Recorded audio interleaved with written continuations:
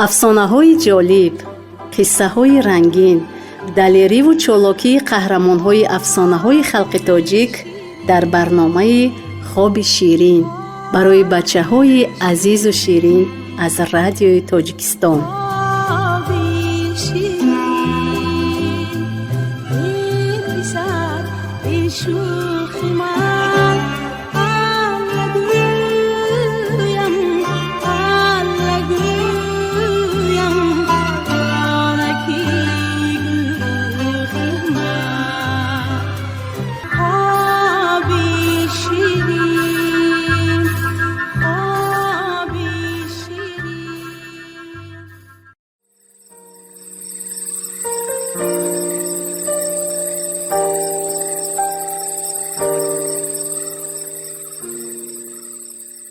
салом бачаҳои азиз, имрӯз шумо афсонаи деҳқон ва хирсро мешунавед.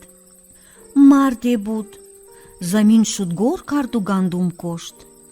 гандумаш сабзида майса шуда буд ки хирсе ба сари кишташ омаду ба даруни кишт даромада хоб рафт. деҳқон ки зӯраш намерасид, чизе нагуфт. гандум пухт, деҳқон онро даравид, банд баст, ба хирманҷо овард, ғарам кард, галагов ронду майда карда, бод карда ва гандумро бехта тайёр карда буд ки хирс ҳам ҳозир шуда гуфт: ассалому алайкум, шарик. деҳқон ҳайрон шуда пурсид: валайкум ассалом, ту ба ман чӣ гуна шарик ҳастӣ? хирс оташин шуда гуфт: ту ҳоло намедонӣ ки ман шарики ту ҳастам. деҳқон гуфт: аз куҷо медонам? ту ҳамроҳи ман замин шудгор накарда бошӣ, дон напошида бошӣ, дарав накарда бошӣ, хирман накӯфта бошӣ. хирс ба ҷои хоб кардааш рафту як паҳлӯ зада гуфт: ман ҳар рӯз омада дар ҳамин ҷо мехобидаму гунҷишкҳоро киш мегуфтам. агар гунҷишкҳоро намерондам, ҳамаро мехӯрданду мерафтанд.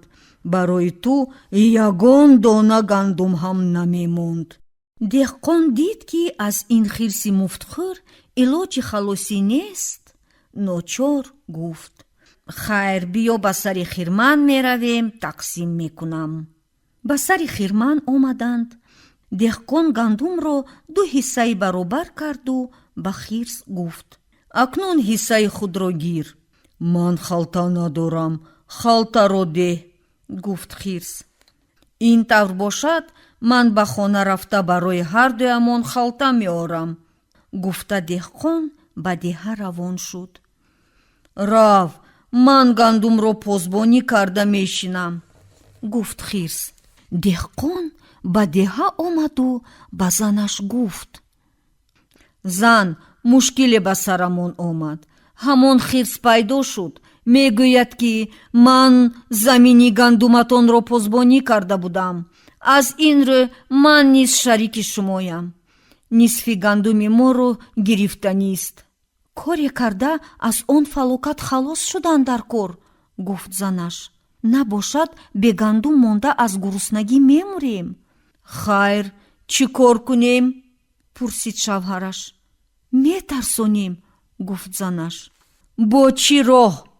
пурсид мард. шумо равед, ман коре мекунам ки ҷигари он фалокат аз тарс лах шавад.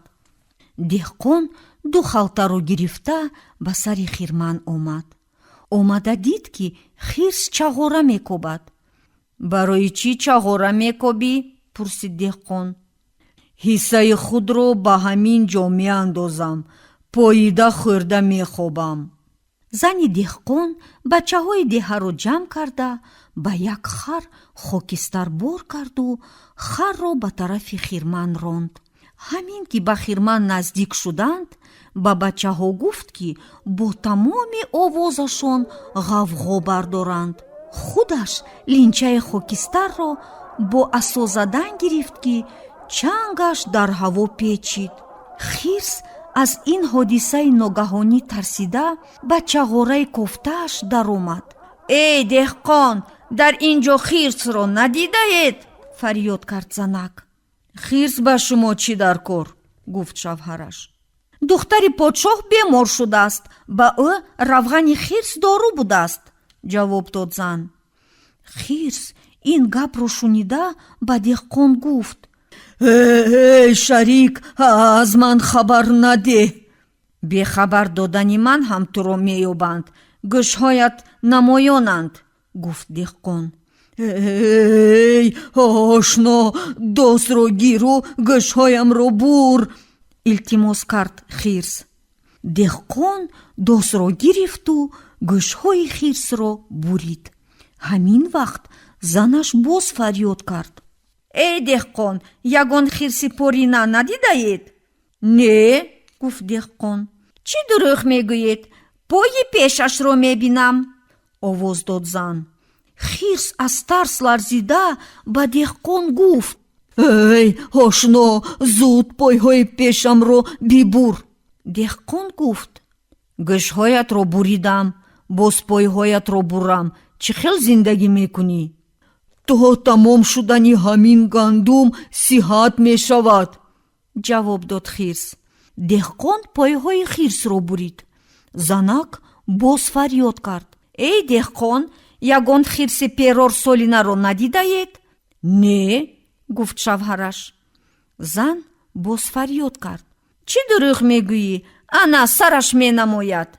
эй ошно, сари маро набур, гуфт хирс. ваъда медиҳам, дигар асло ба деҳқонии ту шарик намешавам. деҳқон хирсро сар дод ва бо ҳамин аз ин даъвогари муфтхӯр халос шуда, ҳамаи гандумашро ба хона бурд. ҳамин тавр зани доно гандумашро ҳимоя кард.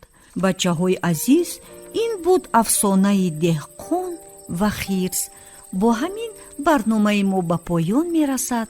ба ҳамаи шумоён خوبی شیرین رو تمنا دارم. خیر تا وخوری آینده.